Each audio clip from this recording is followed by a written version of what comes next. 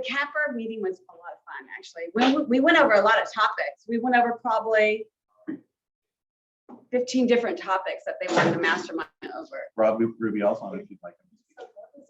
Rob didn't attend. He wanted to attend, but Rob wasn't.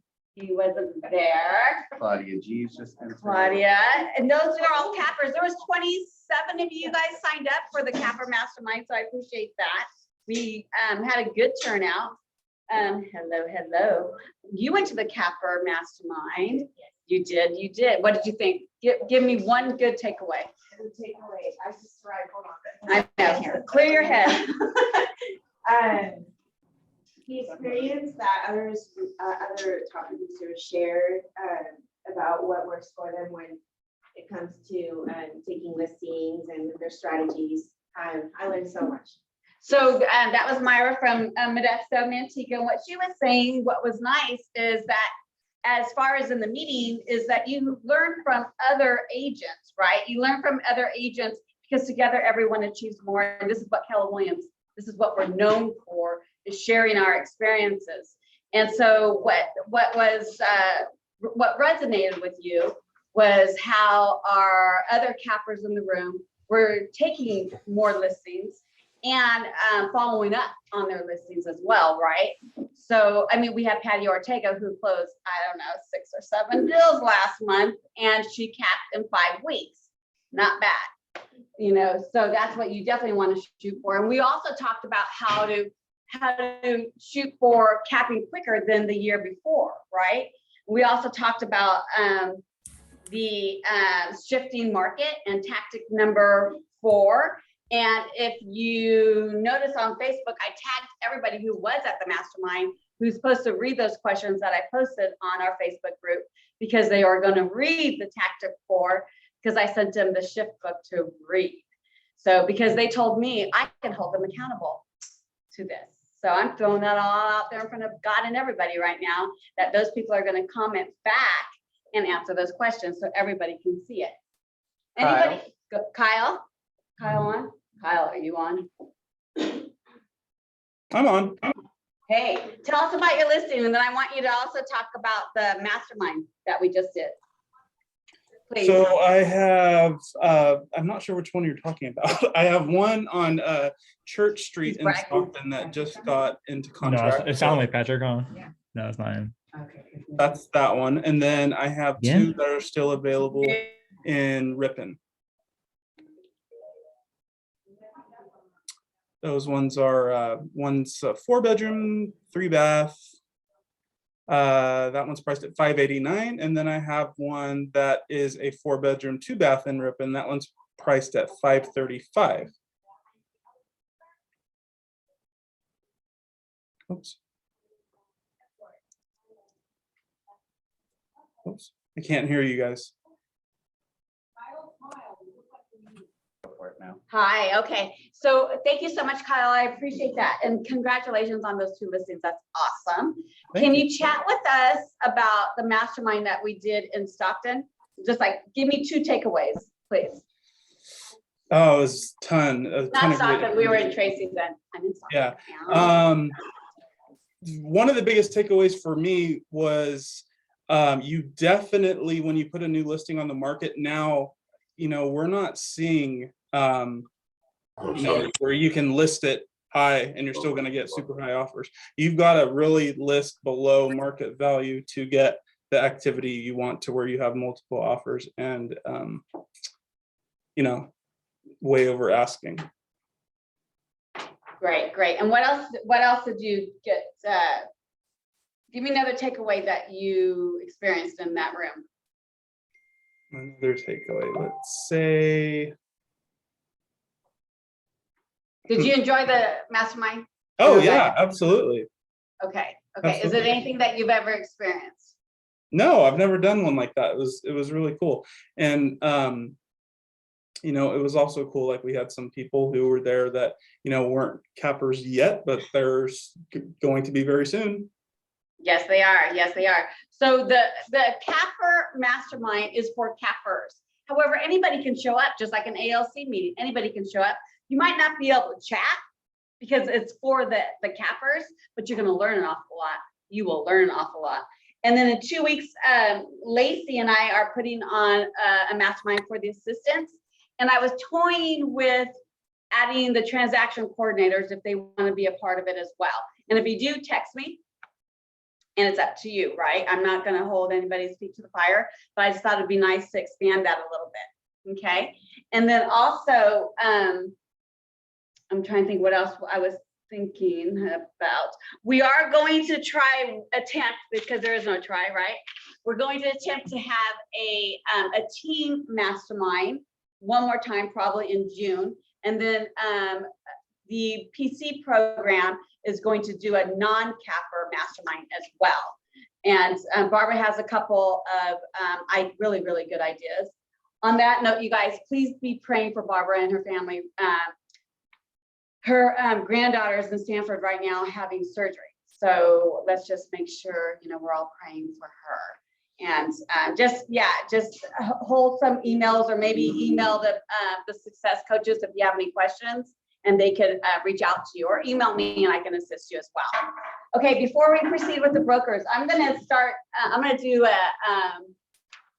whoever answers this question thoroughly, I have a gift card for Starbucks for you. Who knows what the commitment to 80-20 rule is for real estate? Can you put that screen on, Zepha? Commitment to the 80-20 rule. Anybody online? Julie Cosgrove, 80-20. Make sure you're in the 20%. There we go. Okay, who just said that? I did. Steve Rowland. Okay, say it again, please. Just make sure you're in the 20%. Okay, so that's true. Why though? Tell me why. Well, there we go. There's the answer. Commitment to the 80-20% rule. So who wants to read that? Because this is part of the 6 perspectives, right? With Keller Williams. I know you guys probably looking at my head. Sorry.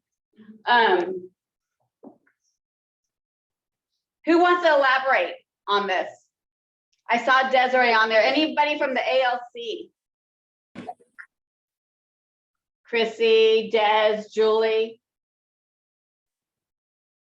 Come on, you guys, there's 54 of you. I'm gonna call somebody out here. Irma, come on. Give me some, Michele, Julie.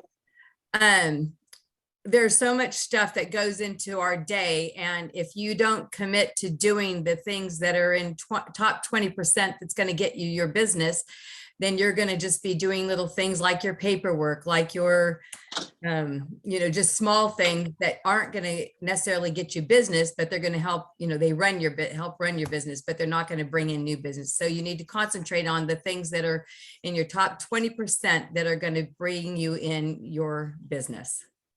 That is awesome, Julie. Thank you very much.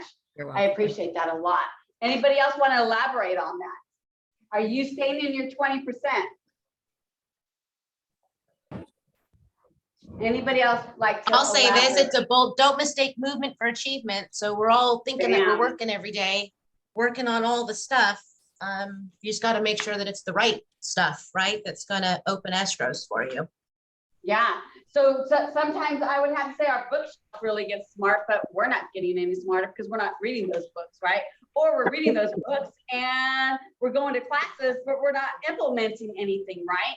So we have to take some big rocks from the books, from the classes, and put it in our calendar and do the activities and produce the results that we want. That's wonderful. So I didn't know if you guys could hear me, if that was that. No, they can hear you. They could.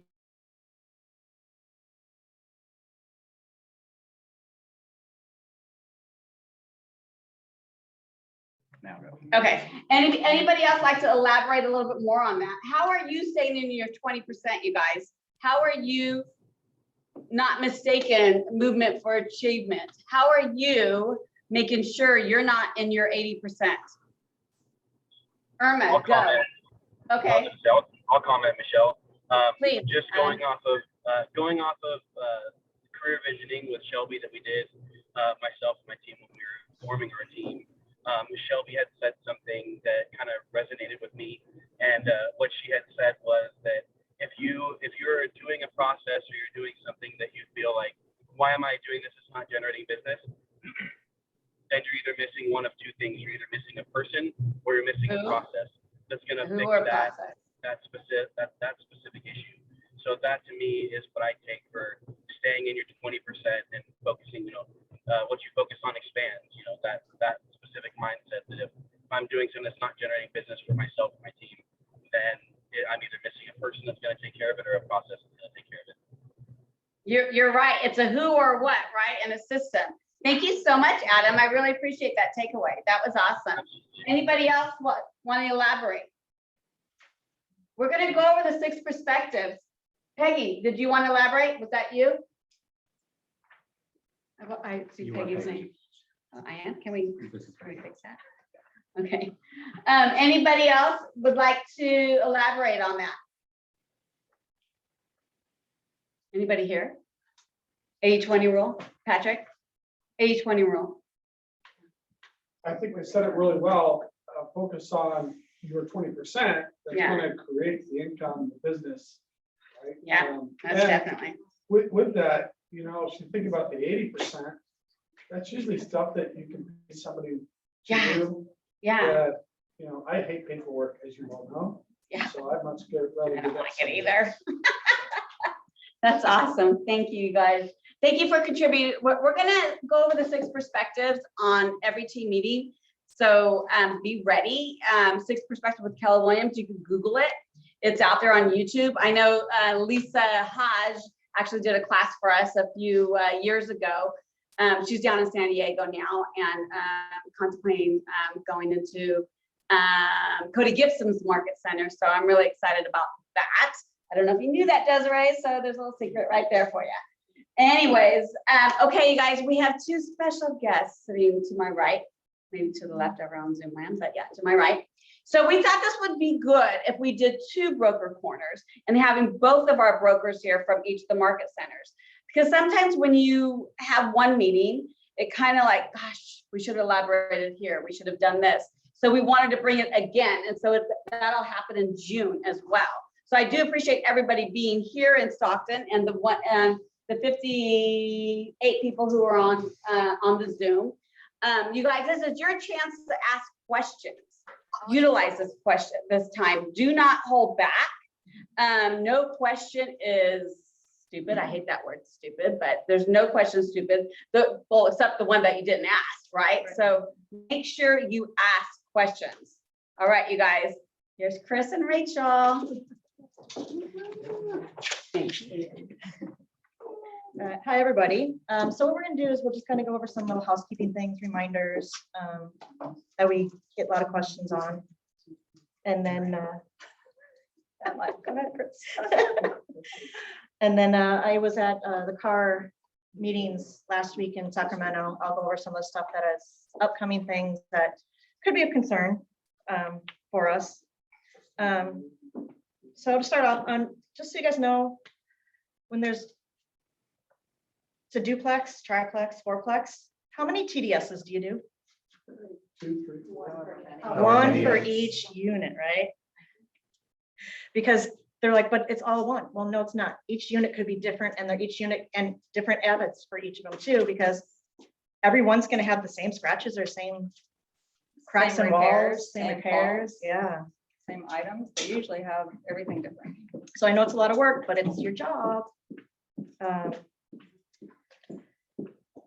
another reminder, as I'm talking to agents and they're asking me questions, when problems come up and I have to say, did you go over the disclosures with your clients? No. Well, why? Well, my TC did it. Well, that's not your TC's job. If DRE comes down, it's you they're coming after. They don't care about your TC. So make sure you go over these disclosures with your clients, especially the buyers. Sellers, if you have Glider Disclosures IO, I believe you can send out or ask the questions for the seller, but help them with that too. Because you'll see a lot of them, they say no CC&Rs. There's almost CC&Rs on everything. So help them out. And if you see it's wrong, when you get it back, review them from your sellers when you get them back. So you can go back and ask them the question again, because they may not have understood it. Okay, There's a hyperlink usually. Ask for the hyperlink preliminary title report from your title and escrow officer. Ask them for that and then click on those hyperlinks because that's going to be the CCNRs and information. And then you can have your clients sign acknowledging receipt of that as a separate report disclosure. yeah, it's just really important you guys are going over these disclosures, because right now, especially with inspections and everything getting waived, make sure you are doing your due diligence, because we are going to get named in the lawsuit with the buyer, the seller, whatever side suing. That realtor always gets named, and it's not fun to go to mediation and do that stuff. It's a lot of time and effort and work you don't want to do. Did you want to go over advertising, social media? Or you want me to do the other one first? Okay. When you're giving out vendors' names, whether it's home inspectors, lenders, everything, make sure you're giving your clients choices. Because if you choose one and something happens that they didn't get along or just something went wrong, well, you only gave me one choice, even though everybody can Google stuff nowadays. But make sure you give choices, because that's one of the questions the DRE will ask you is, did you give them choices? No, I just gave them this person. Let them choose by all means. I mean, Do I most have to use a importantly, licensed contractor? That's coming. So when you are using or recommending contractors, handyman, home inspectors, make sure they have E&O. That's big, because home inspectors can get sued too. So one good thing is to make sure there is no license for a home inspector, but there are certifications out there. California has some different ones out there for them. I don't remember the term, but they're, yeah. A business license is good too. Yeah. Checking if that, if it's a contractor you're recommending, I'll talk about this a little more later, but there's some other things they want us to start doing now. But big thing is give 3 choices, at least 3 choices. When it comes like to helping your buyer set up with inspections, sometimes all the time, availability is a factor. So how do you handle that? So just send them the list and let them know, I'll go through and see which ones are available? Or... That's pretty much what I do. Okay. I send them a list. I send them an email. Here are 3 or 4, depending on what area, that I like to use that have been good. Please feel free to use your own. Mhm. Always Add that add in there. that. Yes, add that in there and say, no, they'll always ask me, well, which one do you like the best? I said, I like them all. They never Yes. like the ones we like, by the No. way. Later on. And one that I use a lot out of Sacramento, he is a licensed contractor and a licensed tax inspector. So is one of my favorites, and he's blatantly honest with the people, which is what you want. You don't want them to lie to your buyer, say, oh, it's wonderful, and think they're scaring them. No, let them scare them if it's something major. You don't want your client buying that house, because it's going to come back on you. Also, whether it was your fault or not, it's coming back on you guys too. Unfortunately, where you get named in everything. Not to scare you, but to scare you. Yeah, I usually, so to kind of help with that situation, as I usually have the buyer, if they can, show up at the very end to go over the findings, because it always comes across totally different when they go over it with them than it will in the report. I'm sure you guys already know that, but that can help. So. Okay, so when you're adding a buyer to a contract and the loan, what form are you guys to be doing?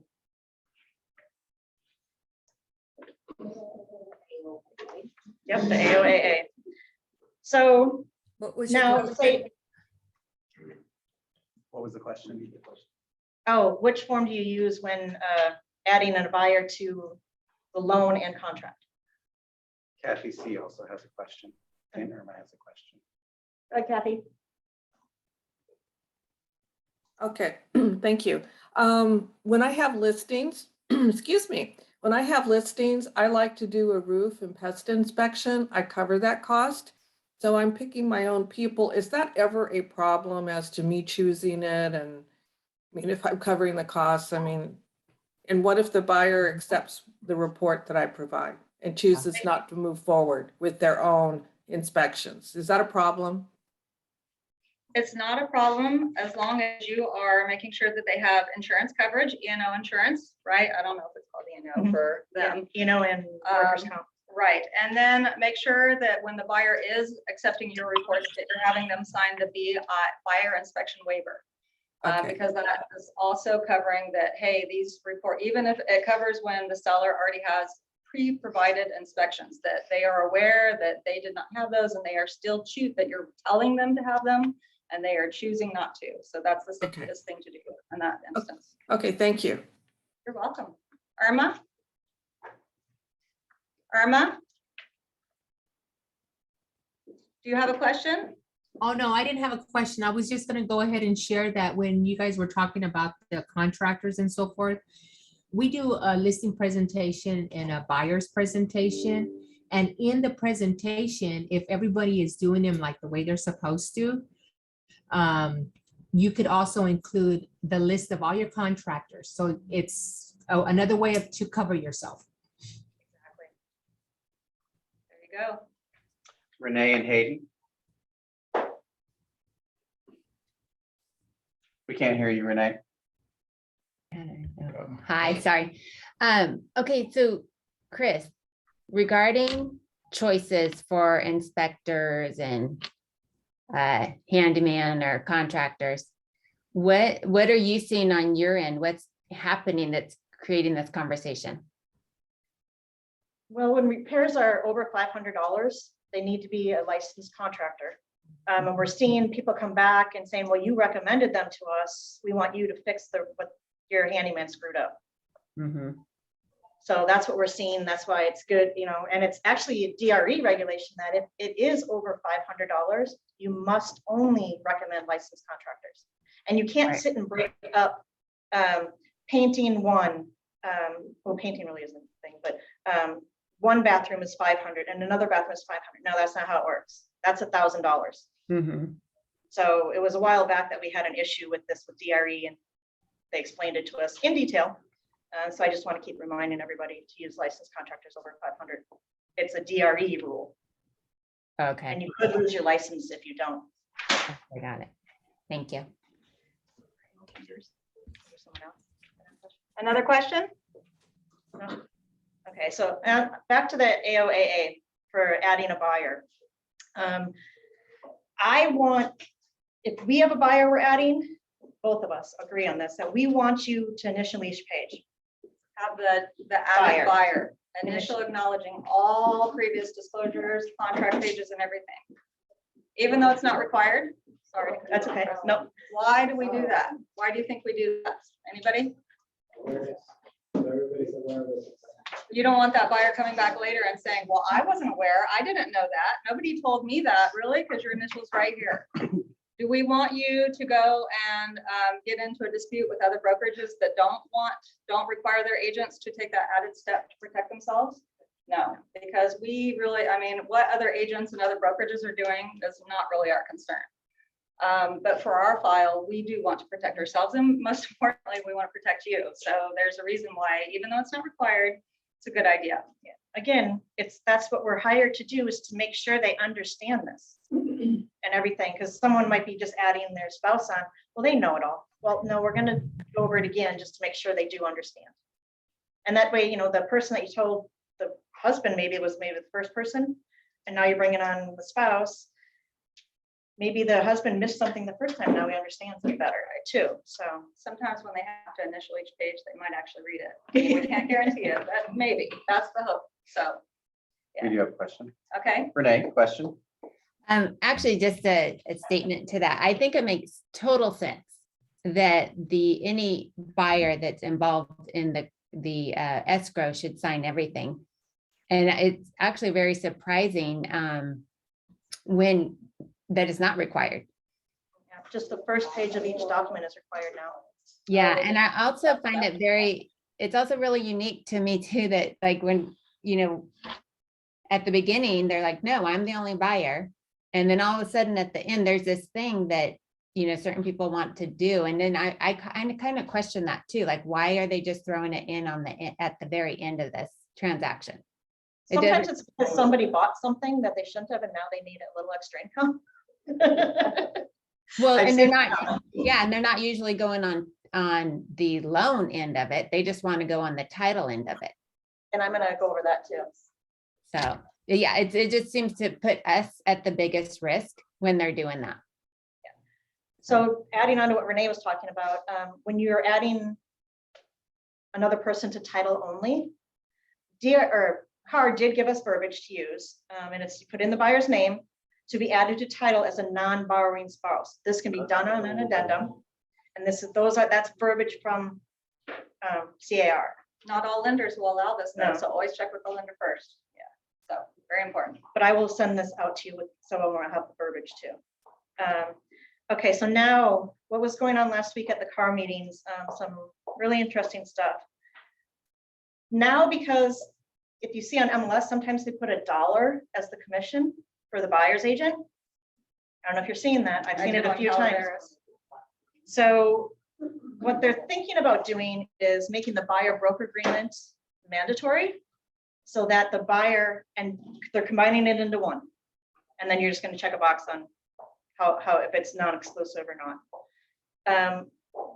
But the issue they're having is when it's a VA buyer cannot pay the buyer's commission. So now you don't get paid. So they've got to figure all this out before they can make it mandatory. And FHA, the reason they're going to FHA is for a low down payment. So they're trying to figure out if they can start to where they can work the commission into the loan for the buyers. They're working on all this now with at the CAR meetings with legal and all that stuff to try to work with the government and to see what we can do so that we get paid. Because a lot of buyers don't have the extra money to pay us. Where are they going to get it from? They're using all their money and then they have to have their little reserves, you know, and the seller doesn't want to pay you. And they have to pay out of pocket. Appraisal guarantees, now they got to pay for the agent, you know, that's kind of crazy. Yeah, so things are going to change. But like I said, they're already on it. They're already working on it. So you just have to be aware of that. And everyone knows not to say you work for free, right? Because the DOJ will come get you. Another thing they were talking about is ADA compliant websites. Our Keller Williams one is, if you're using theirs, if you're using an outside website source, you need to make sure they are ADA compliant. Because there are people out there right now, just like happened in Tracy and Ripon not long ago, where people were going around and just saying this property isn't up to code for handicap. They were doing that in Turlock too. Yeah, and they were getting people. So what they're doing is they have people going around to email it or websites. And attorneys are contacting you and say, hey, we'll $8,500 to settle this now because you did not allow our client, whether they were looking for a house or not, $8,500 from you as the agent because your website is not ADA compliant. So make sure if you're using an outside website, I know a lot of people do, which is fine, just make sure they're compliant because they're starting to get hit with it, $8,500. So what are they looking at? Just us? Okay, we don't have a PowerPoint, huh? Yeah.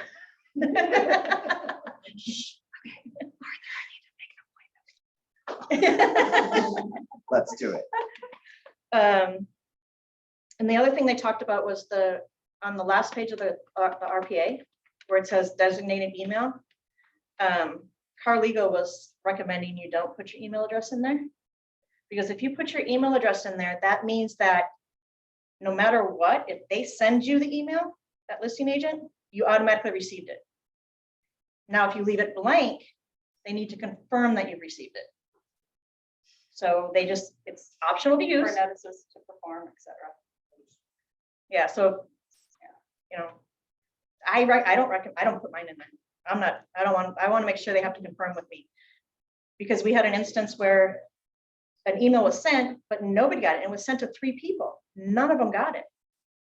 So because they put the designated email, it was assumed received. And then the seller got to move on because they missed the notice of form. So yeah, I wouldn't put mine in there. The other thing that was a big topic, when advertising production, this is coming to DRE that it can only be your production, not what your whole team does, unless your name is on the MLS as a seller, selling agent or buyer's agent, because you can put co-agents now. You might want to think about that. And you cannot use the whole office as your production either. They're fining people for that. We have two questions. One Okay. is from Michele McCrae. Can you please go over that $8,500 fee again? That would be a fine.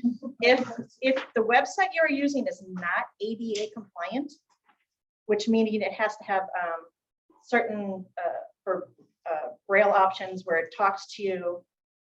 For vision impaired, hearing impaired, Mhm. things like that. Well, not hearing impaired, I guess, but for vision impaired. Yeah. So that what they're doing is an attorney will contact you and say, hey, my client was trying to use your website. We can't use it. It's not ADA compliant. We'll settle this now for $8,500 or we'll take you to court. Does that make sense? That does. We do have a second question. Okay. From Janet McMahon. Where are you talking about not putting the email? I missed that part. Yeah, on the new RPA, there's an area in the back, page 16, thank you, where you are to fill in, and each brokerage is to fill in their own email, Janet. So, and that's to confirm receipt. So you can either for, what is it called? It For says- electronic delivery. Yeah, it says designated email. And each agent fills in their own. So you would fill in if you're going to allow them to deliver things to you or confirm delivery, electronic delivery via text or email, you would put that information in there. If you leave it blank, then They have to can, confirm. right, they can still email you and text you, but you still have to confirm it. It's not automatic. Another question from Julie Cosgrove. Do you have a list of all the ADA requirement rules? We do somewhere. We will get that to you. How's that? Julie Cosgrove. Okay. Okay, there's a quick guide on car.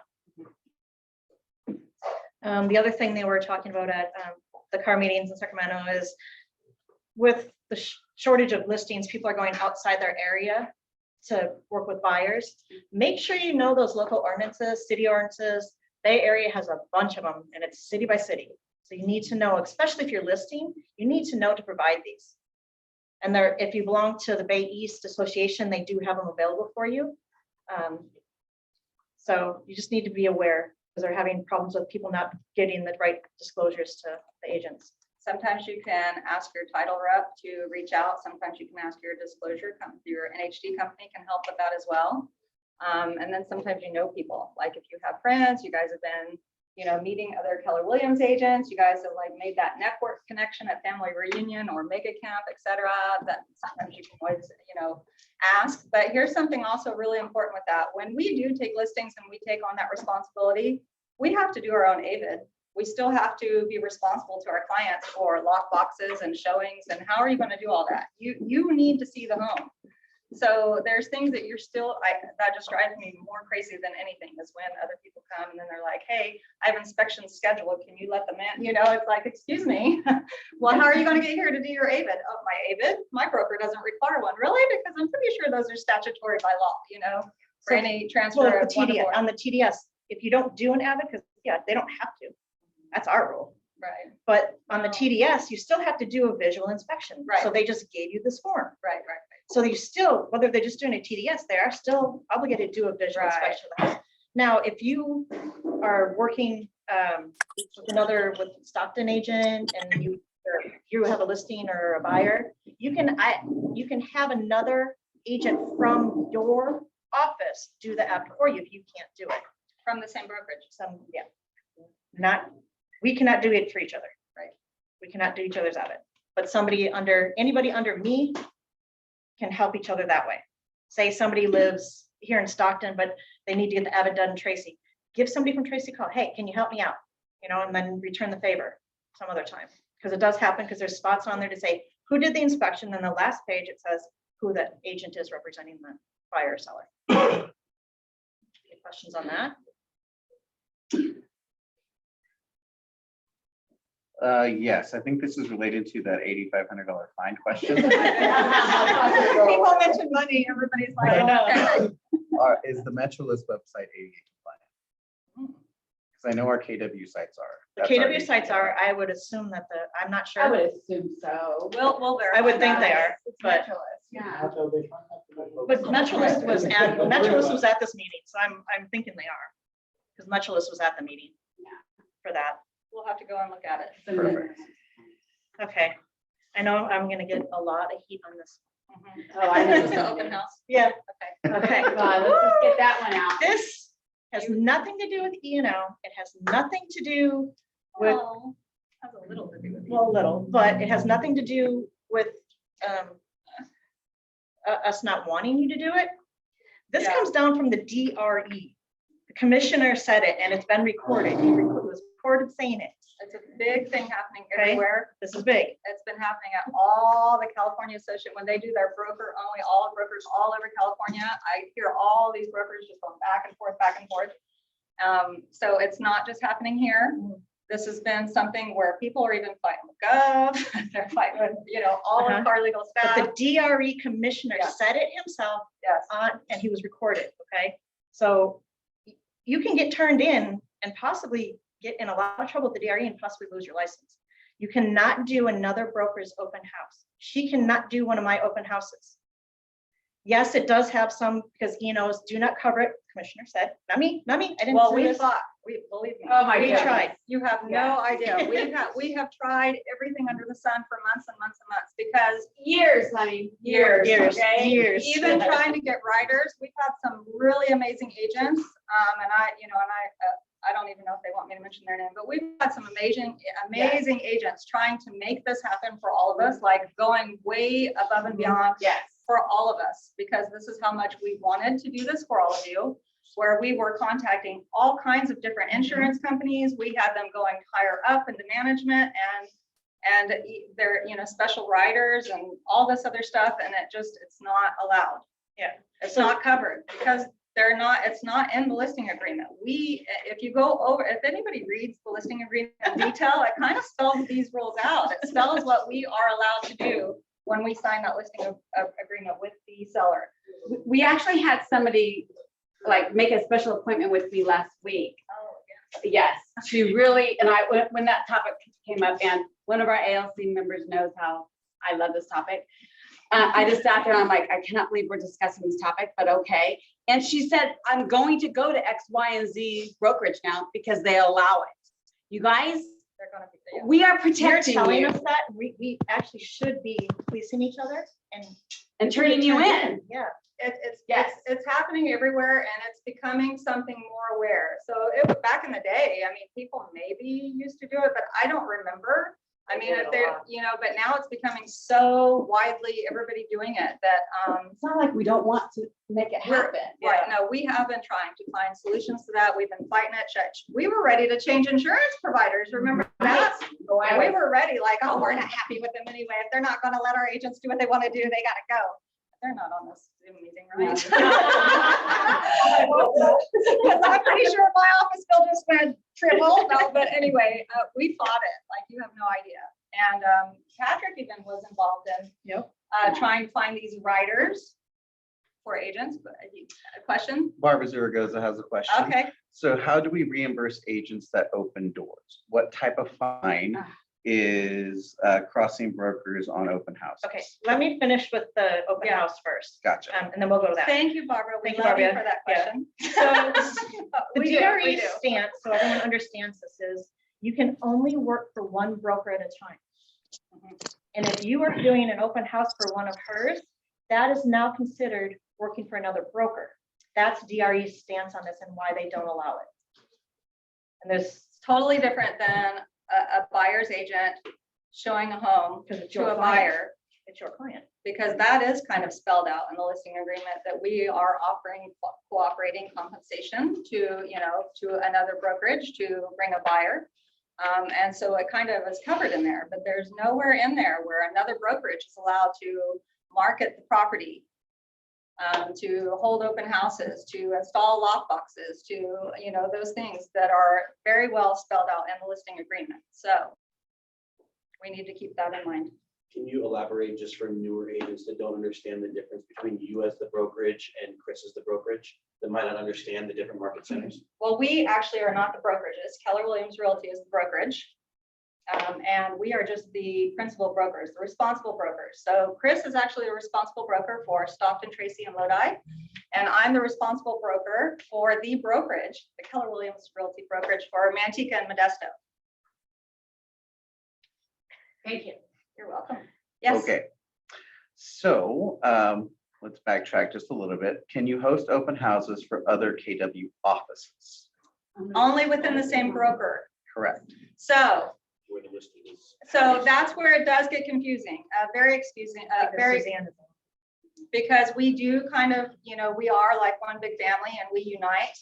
And it's one of those things, even when we're going over the offer with our clients, you know, the agency thing, it can be a little bit confusing because we need to get this figured out. We all need to know how to decipher the difference between dual agency and a buyer's agent and a seller's agent. It's the same topic because there can be two Keller Williams agents, you know, that are like a Stockton agent, Keller Williams Realty, and then a Manteca agent, Keller Williams Realty, representing the buyer and the seller. That's not going to be dual representation. There can be two, you know, say a Lodi agent writing an offer on a Stockton Keller Williams listing. Those two agents maybe never met. They may not even know each other, might not even be friends, might even be like, I don't even know who that person is. It is not, that is dual representation. That is the same broker representing both the buyer and seller, even though it's two agents that don't know each other. So it's one of those things that when you are writing that out, you need to know the difference. It's our job to know the difference. And best way to know that is look at the office DRE number. If it's the same office DRE number and the same office DRE number, Brokerage. then it's dual agency. If it's my office DRE, one of the Tracy Lodi or Stockton, and then the other one is one of Manteca or Lodi's, Manteca or Modesto's, those are gonna be two different office DRE numbers. So look at the office DRE number. That's how you'll know if it's dual agency or not. Another question from Barbara Zaragoza. We cannot market other agents' listings or other brokerages listings. Other brokerages listings. That's working for another broker.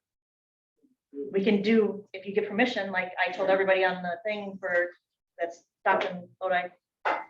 Now, if somebody puts it out there, please share a Facebook then I post. don't, then That's different. You're Because they're sharing. asking you to, and you can see that they're saying, please share in their thing, and then you're just helping out, you know, other agents, and they're helping you out. But So there's a question. Mhm. So if I have, which I don't, so if she has a listing in Stockton and a Manteca agent's like, may I share your listing? We could do that. As long as it's disclosed who the listing belongs to. yes, there you go. There's And the way with to- permission. And you have permission. Yes, and usually a seller is not going to, you know, write, but it doesn't hurt to just reach out and get permission. And even if it's with the same brokerage, there are some listing agents that don't prefer that. I would like to think not, you know, because we don't really compete here. That's one of the wonderful things about Keller Williams. We all help each other, promote each other, and push each other. But it's still the polite thing to do because there are agents that be like, hey, what are they doing? So I'm just going to say right now, any of my listings, please sell it, please share it, please market it. You can, you know, all of that. So, but you still should ask permission. It's just the right thing to do. Julie Cosgrove, did you have a question? No, I just had a comment. So on the contract, when you're writing up a purchase contract, because I never do. So I just was thinking, you know, instead of putting Keller Williams Realty, put what our actual name is, Keller Williams, what is it? Keller Williams Venture. Because if we're writing it up, and so it's just not confusing. So, and then if we have somebody that is the selling or listing agent in Manteca, we should have their correct name there. And so it's not confusing when you are presenting it. So it just doesn't look like both of them are Keller Williams Realty. Well, as long as you are explaining, so you're just not going to check dual, right? You're going to say different brokerages, Keller Williams Realty, and then there will be different office DRE license numbers. Yeah, I think she's saying use Central Valley Realty Venture. But we don't do Stockton. business as Valley that. Realty, Yeah. Tracy. So, Oh, no, because we don't Central call, Valley Realty, yeah. Manteca. got it. It's Okay. Agent's choices, agent's choice, whatever's easier for them. Right. That's a good idea to do too.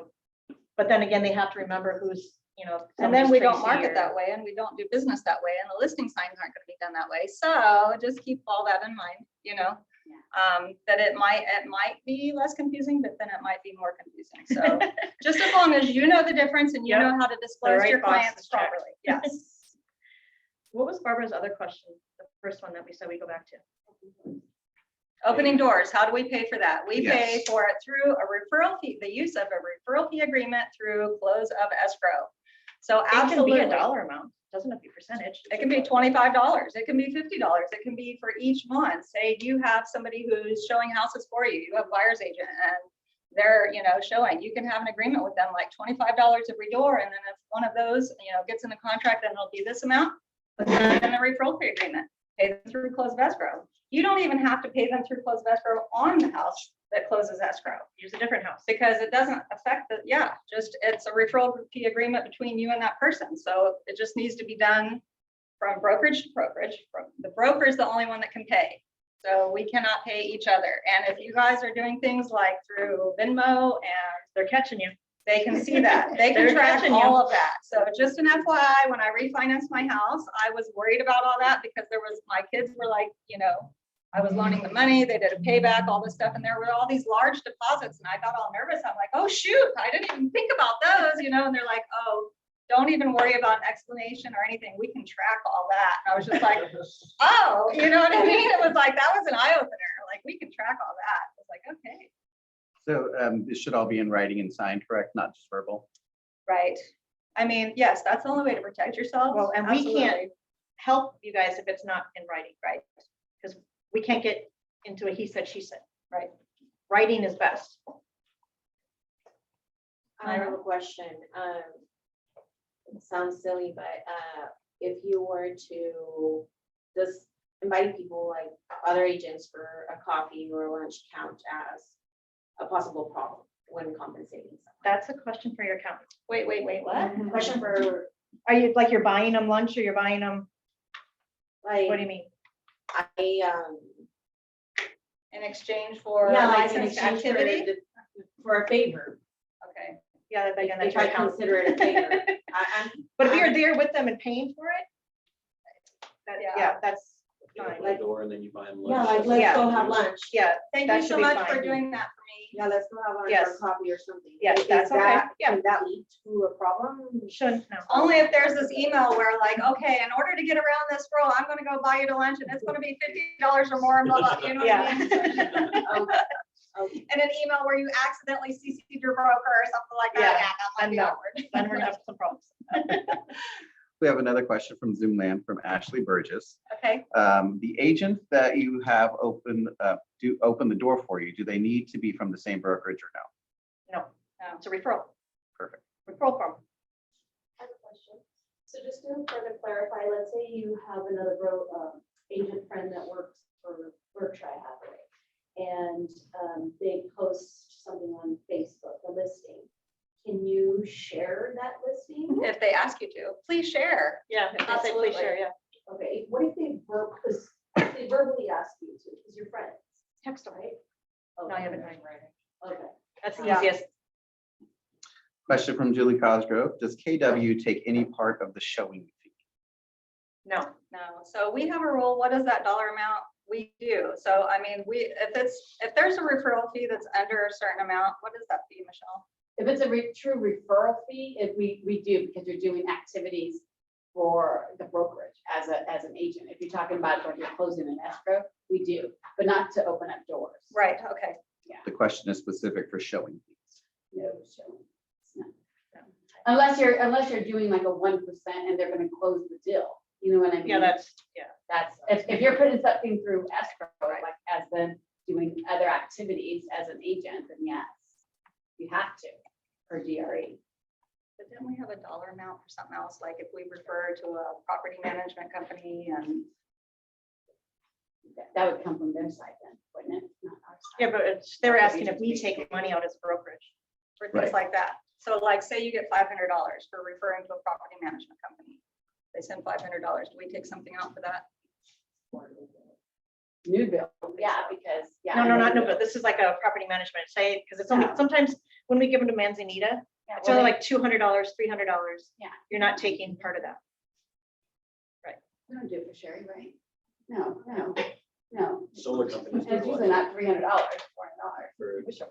They market. like- Suzanne, are you watching? We wish it was. For solar. Yeah, we gonna need more money. honey. Yeah, and that's, I think with the solar companies, that's a different type of referral fee because that's not coming from a broker. Yeah, that's ADT. coming from, That's- Thank you. That was good. Any other questions? yes, from Crystal Jean, if the agent is, where'd it go? If the agent is from another brokerage company, may we open doors as long as there is a referral agreement? Yes, paid through close of escrow. Yep. Are there any new forms coming up for market conditions from Diego? No, they're not changing that yet. When do you get the market conditions advisory signed? When's the best time? When should you be sending that out? When Oh, you just have it represent signed buyer? at close of escrow. Yes. With the offer. 5 days after, come on, people, no. Yeah, that's when you get all the documents in. So so really you need to be sending it with your offer because that's when you're asking them to waive, or not you, but when they're waiving conditions and offering $10,000, appraisal guarantees and all these other things. Same thing for a listing. When do you send that out? I send it with the listing agreement. That way, when they are listing the home, they have read 2 pages of me saying, hey, I'm going to tell you what the market is. I'm going to give you my advice, but I'm not the one making the decision for you. So that's how we protect ourselves, is by doing it then. Okay, so we do have another topic that Rachel's gonna go over. What is needed when you advertise? When you advertise on social media? This is any topic of real estate, anything that has to do with real estate, because you have a DRE license, Yes. any topic.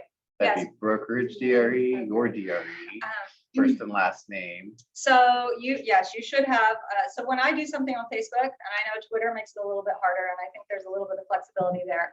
But I say, like, if I, a new listing, blah, blah, blah, at the very end, I will say, brought to you by Rachel Wisery with Keller Williams Realty, DRE license number, and then I put my license number. So I am clearly, stating that it's with Keller Williams Realty. That's the brokerage, identifying the broker that I'm with. Rachel Wisery as the agent, and then my license number. Now, if you have a team name, you're going to say the Arthur Group with Keller Williams Realty, and then Arthur's DRE license number. No, whoever agent's advertising their DRE number. Whoever's putting the Arthur's. post out. Oh, you are putting it out yourself. I was saying somebody, my team number I was doing used it. the first thing that was in front of me. The Arthur Group with Keller Okay, but Williams I'm on Realty. Arthur's group, but I'm at, Then you put your license number and my name. so that we can hold her accountable if she Perfect. messes something up. And if they have any questions, if they can go on our Facebook group and just Google team names or DRE, do a search. I have repeatedly have reposted what the DRE has said. Repeatedly. Yes, because sometimes That's these another team one I names look like it has to be clear to the person that it's not, that the Arthur Group is not a brokerage.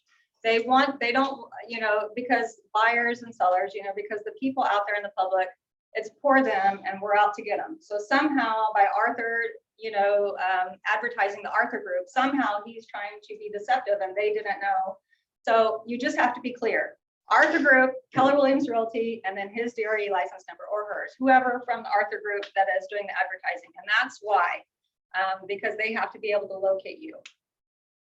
Irma Kappas, Hi, have a Irma. question? Yes, I actually have 2 questions. The first one is going to be the appraisal gap.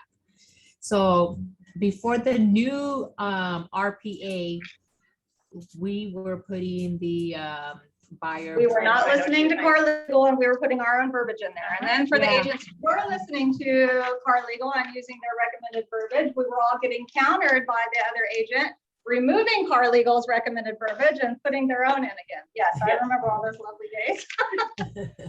Okay, so that's a big one. So now it is already covered in the RPA. Next 20 to 30 minutes, can I take the message? I can have her call you back. I'm sorry, did you ask me a question?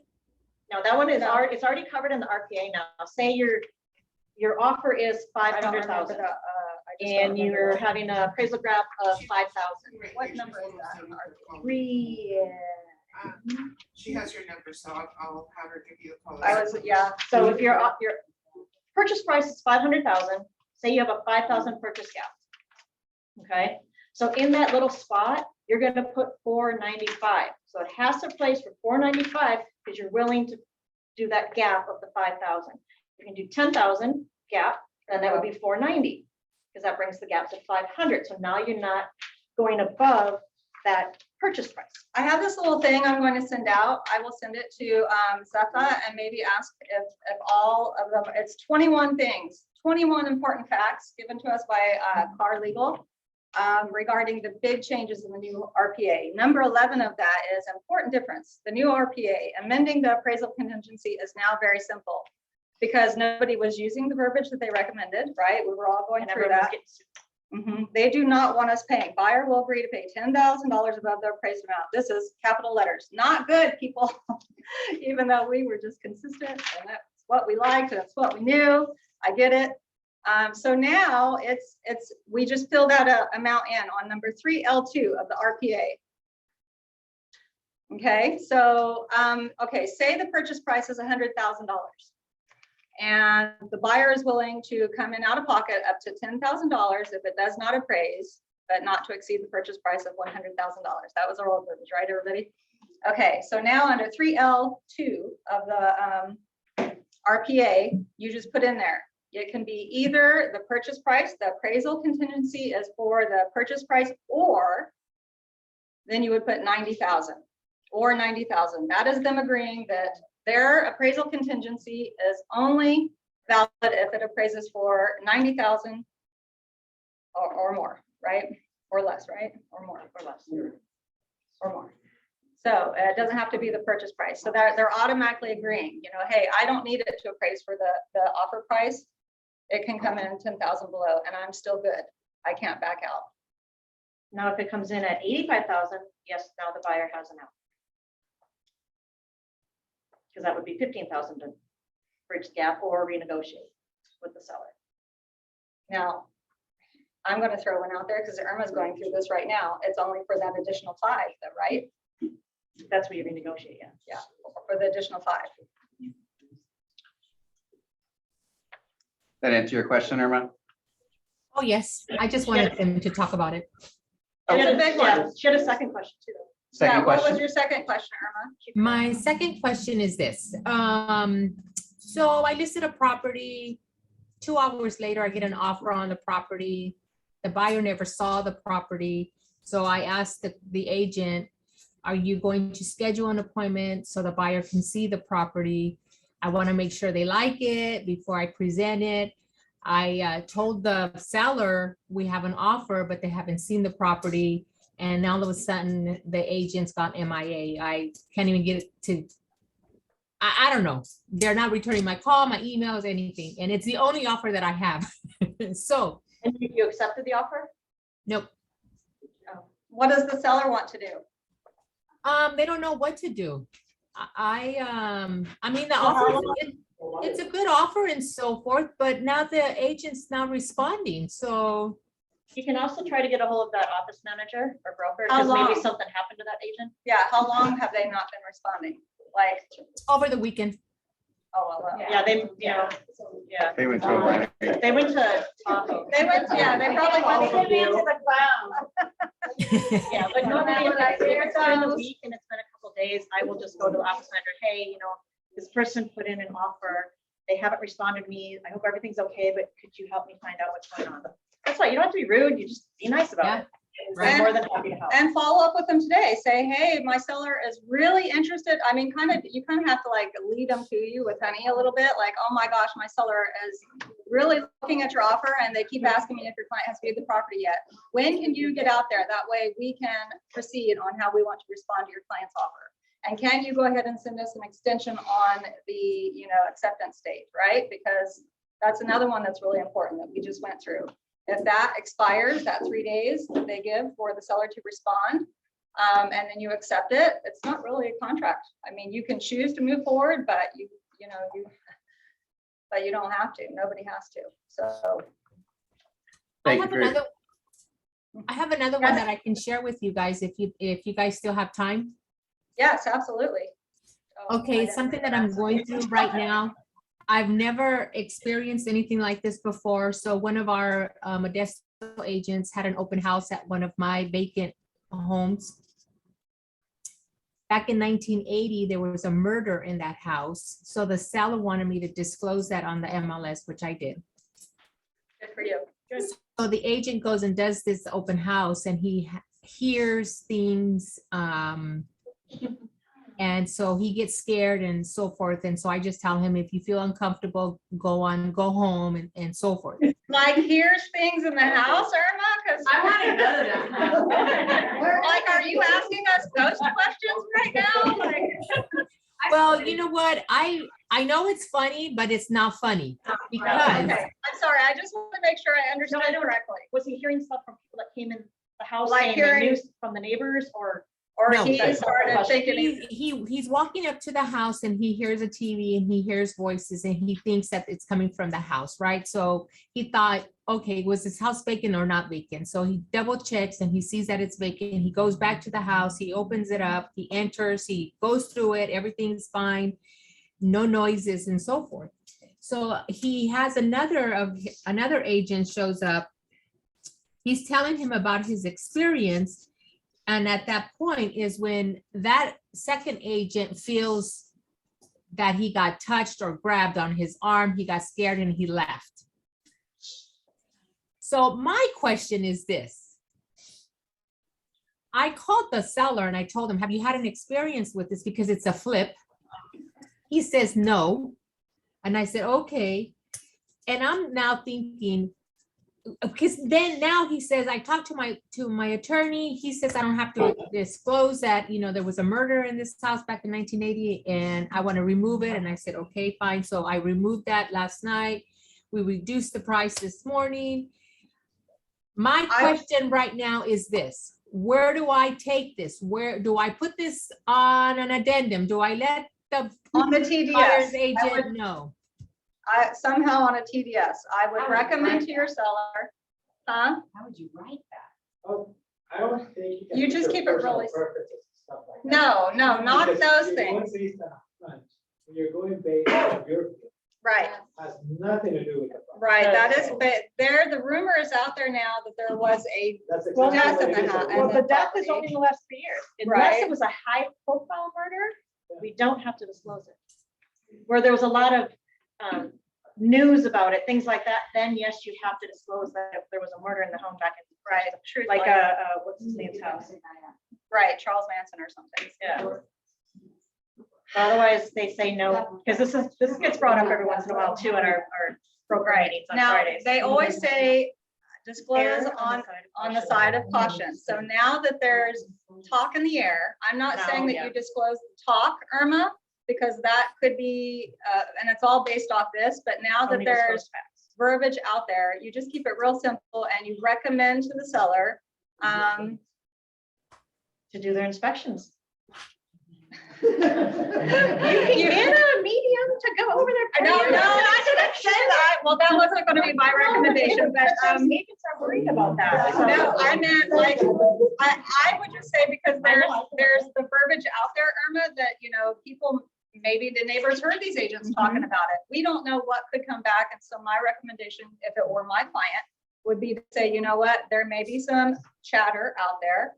And we always recommend for your protection that you disclose on the side of error, on the side of caution of error. So Hey, Irma, 5 words or less, there was a death in the home 20 years ago or whatever. She also just said that, so what different? on a suggestion, if you guys want. Because once you And they hear about usually it, go it's after better to those. disclose. Irma, go ahead and email me so I remember, and I will ask the gentleman who comes out and teaches keeping you out of court on the TDS and disclosures. Well, I can't think of his name, but I'll figure it out, and I'll have him come out as well and teach a class. But I can email him directly. Okay, This is Michele, by the way. thank you. No, and that question Thank you, comes Irma. up a lot. It does. I'm still waiting to just go hotel and access something to happen. but you still have to kind of disclose facts. You gotta roll with it. Yeah. There's That still a kind of couple more covers it, wouldn't questions. it? Me, it would, because this. Right, Yeah. somewhere to be Right. needed. And that's what I would stick to. All right, another question from Diego. You guys, we gotta stay on track here, it's been the hours, so let, Last question. Gosh darn it, That's the last question, we're gonna get. I had 30 pages here I needed to go over with you guys. That's why they gotta go to Manteca. Manteca. So there's a question from Diego. Are appraisers adding value for paid off solar, VA or FHA? All appraisers are different. They technically should be, Right. from what I've been explained, Right, but it doesn't mean all appraisers do it. It's an opinion. right. Appraisal is an opinion. If they don't Thank have you. it, you could possibly go back and ask them to add value, only if it's paid off, though, not on leases. Leases And I do would not make own sure any that they value. know, like, and yeah, I would make sure they know. Those paid off. Perfect, and I believe that's all the questions we have You sure now. that, yeah, but you said there was 3. Hands went down. Let's see, was there some, oh, here's another one that's real big, just real quick, you guys. I'll go over my other 30 pages later. So the representative capacity, we are getting a lot. The agents are asking, do we still need to use this form? They are supplying this form. We now have that included in the RPA as well, you guys. So as long as they are completing that paragraph for either the buyer or seller when they accept the offer, if they complete it fully, we do not need that form separately. Yes, yes, on the listing agreement, yes, I'm talking about on the RPA, my apologies. Thank you for clarifying. So with the listing agreement, you still need it. And the title will probably still need their documentation to show who the authorized signers are. But on the RPA, we don't need it for the buyer or the seller, It's on there already. if they complete that paragraph. Make sure there is still trust advisory. in Yes, the trust. still need to do those, absolutely. Thank you, Teresa. There's 8 questions. Did you clear those? 8? Okay. Any other questions, you guys? Irma, we can also make a phone call together later. Probably in the office later if you will be. All right, you guys, thank you so much. I appreciate it. And you guys will be out in Manteca in June. June 16th. Does anybody know No, what's 6th. happening May 26th? June 6th or 4th, whatever that one day. Oh. I mean, right? here's Okay, the- I'm And I'll see you again on the 16th. Yeah. Thank you so much. Hey, you guys, in the chat box over in Zoom land, Zepha has put the upcoming classes that we have going on. I do want to introduce you to our new MCA, so come on out, Leslie. Oh. Leslie. Yeah, so it's reading my mind once again. It's crazy. Yeah. So, Yeah. So yeah. hi everyone. I've met a lot of you at Red Day, which I'm really excited to get and have fun with you all. Okay, so I'm how long you been in MCA? I don't know, since 2014. What's the number? Yeah. Long time. And we've known each other for, I want to say a couple years after that. and you get me and I get you. Our KPAs are so much alike, it's kind of crazy. We actually email each other at the same time, the same Yes, exact. text, everything. Yeah. It's really weird. It is kind of scary. Yeah. Yeah, I told Suzanne, be ready. I like numbers and she Yeah. likes people. Yes, I like coaching and training. Right. I like coaching and training. Well, you like coaching and training as well. Yes. So she will be teaching a class, you guys, on May 26th. It's agent financials, because here at Keller Williams, we just don't teach you how to go out there and go get business. We teach you how to run a business, because you're the CEO of your own company now, right? So tomorrow morning, I always say, you're gonna wake up and say, would I rehire myself? Did I do the activities that are gonna produce the results that I want? That's gonna feed my big why, right? So you gotta be thinking that way. And what's nice is she's gonna go over it's kind of like a quick one. Yeah. And it can prepare you for the all day one. You know, we could probably get Bev Steiner out here to teach that one. Or if you want to teach it, that'd be great. I need to go train. Okay, yeah, you can go with Arthur. So yeah, so I hope that everybody shows up for that class over in Modesto in our new office in Modesto. So I'm really excited about that. And then if you look, I don't know what Zeph has put in our chat, but we do have social media with Bailey and Pablo from Vacaville teaching Reels. reels. Okay, I don't know if you noticed, I did a reel myself. Thank you very much. Yes, so I was pretty excited about that. Now that I know how to do that, you know it's gonna happen all the time. Yeah, be ready, be ready. Okay, I just take a lot of pictures of you all and you all on my reels. No, I'm joking. But, and then there's also the teens one, right? And it's with the mega agent of teens. And it's pretty much like the behind the doors questions, because we all want to run a very, very successful team. I have a successful team of almost 400 people, right? And so, oh my God, I lost her name. Shelby will be out over from the Moore team teaching that class. Then we also have Alicia from Roseville coming out to teach in June. She's like the rags to riches kind of story. Alicia Okay. Simpkins? Yes, she is going to tell you the story, but I'm going to tell you a little bit about her background. She lived out of her car. Okay. And now she's part of the top 100 of Gary Keller, right? And she was very much of business before God, family, right? And we teach here, it's God, family, and business, and which has really opened her eyes and has presented a better life by design, if you will. And so she was allowed to form a team, not allowed, but herself, she formed a team. And she only worked part-time as a mega agent last year, and she closed 96 deals. Just saying. And she's married and has beautiful kids. And she's able to do this. So she's going to share with you her systems and models. And that's going to be held in Manteca because of Kyle and Taylor, which I believe there's another class that Taylor would like me to get out there as well. So we'll be getting that probably in July for you. If you have any questions or any desires to have somebody else come and speak, let me know. I do know the partner on Moore. There's a couple people who want him to come back out. Which I can't think of his name right now because that's just my brain the way it works. Aaron Kaufman? No, other Moore. Aaron Kaufman. Aaron Kaufman. Oh, you want Aaron Kaufman? Aaron Kaufman was just brought in by the region probably like 2 quarters ago. So I don't know if we're gonna do that because that's a little expensive as well. Unless, that's He's very motivational though. He is. He's very motivated. We were the first ones to have him. Nice. So yeah, back in the day. Yeah, where he would be in that room over there and he would close the door if anybody was late. Because that's disrespectful. Yeah, it was interesting. Anyways, you guys go out and be the best version of yourself that you can today. Thank you so much. One more thing, Michelle. Yeah, I think we're shut. Is it Nope, all? not yet. Yeah, okay. Agents, feel free to send us a list of questions, anything that you want us to go over at the next one. Feel free to email Chris or myself or the front desk, and they can forward it to us. Perfect. Thank you so much for taking time out of your busy day. We appreciate you so much. Thank you for having us. Yeah, thank you. Guys, thank you so much.